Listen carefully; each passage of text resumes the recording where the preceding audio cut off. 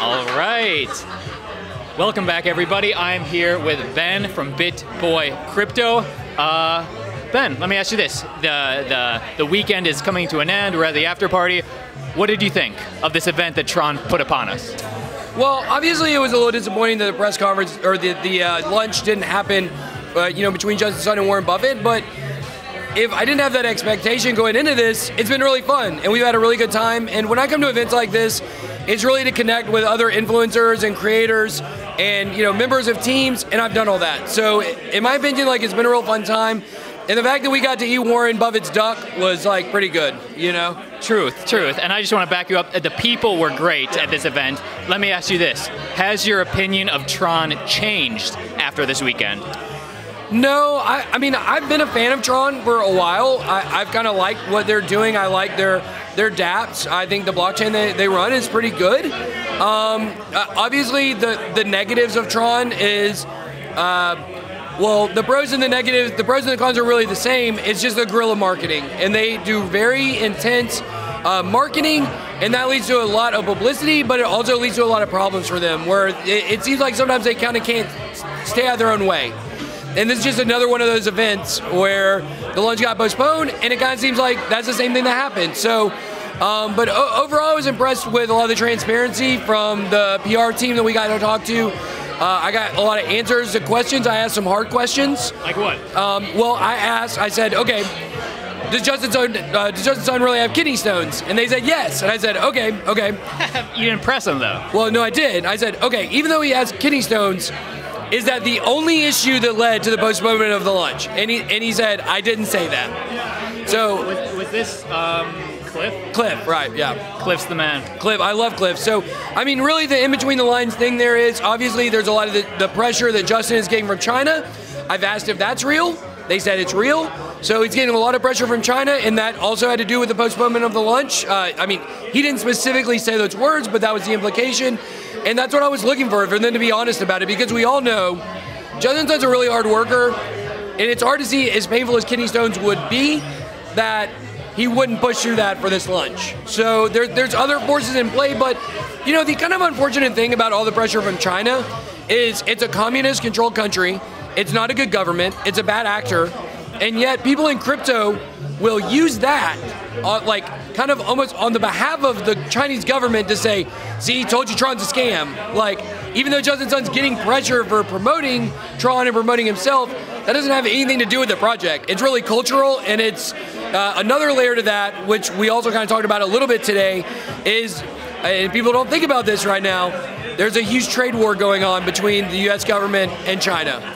And so you have Justin Sun, a Chinese citizen, over here promoting a project that started in China, in America. Inviting Trump to that event, this project. You invited Trump to this lunch. He did. On Twitter. I did not know that. So inviting Trump, inviting Warren Buffett, who Warren Buffett, it has a lot to do with the government as well. He's actually the one that the bailouts originated with, a phone call between him and whoever was the treasurer at the time. So, I think there's a lot more to this story than we're seeing right now, and we're going to find out more in the future. But the transparency that I got from Cliff on that question, that was all I was after. I mean, that was a tough question I wanted the answer to. I asked others, but that was the main one. And as we uncover more details from this story, follow both our channels. There's a link down below in the description. Let me just end with more broader pictures of cryptocurrency. I know none of us are experts, right, but big picture, what 3 altcoins are you liking for the end of the year? For the end of the year, well, I do like Cardano. One of the reasons why I like Cardano is because they basically have no product. And so when That's a selling point for you. Yes, it is, because there's so much speculation in crypto, right? Well, when you have a project like Tron that actually has a blockchain that's running dApps and is working and has a robust community that's using the dApps, TronBet for instance, you can nitpick stuff about it. You can say, oh, well, it had this problem or this bug. If you don't have a huge, robust working product, there's not a lot to nitpick. So hopefully then Cardano will never come out with anything, then their price will keep going up. Exactly, right? Eventually they will, but then people will have something to nitpick. So I do like Cardano over the next run for sure. I'm a block producer for IOST. I always push IOST. I love it. It's the most decentralized platform, in my opinion. You have, Tron that has 27 super representatives. You have EOS that has 21 block producers. With IOST, all you have to have is 2.1 million votes, and you're elected. We have over 100. So I really love the decentralization of IOST.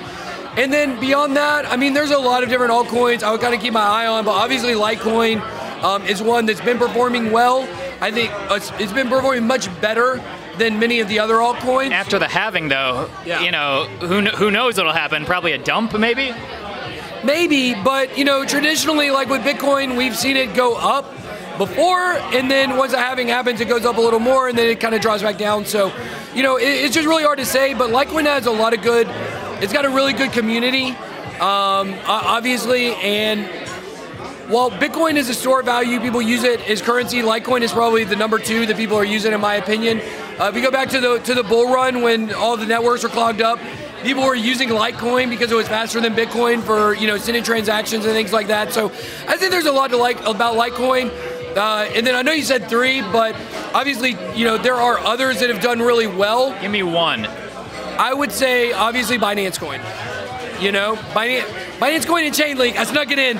Those are 2 that have performed better than almost every other altcoin during the last several months, so I look for that to continue. I guess, but my concern is that Binance Coin has gone up, whatever, 200, 300%, whatever it is. I am very hesitant right now because I'm looking for the next one to go up 200%. Yeah, well, I mean, that's an attitude a lot of people probably have. However, if Binance achieves its goal of becoming the Google of crypto, you're going to really regret that decision. Hey. Touche. Dude, appreciate you. Yeah, definitely. Loved meeting you this weekend. Follow Ben on his YouTube channel, BitBoy Crypto. That's it. BitBoy Crypto. Give it a follow. And later.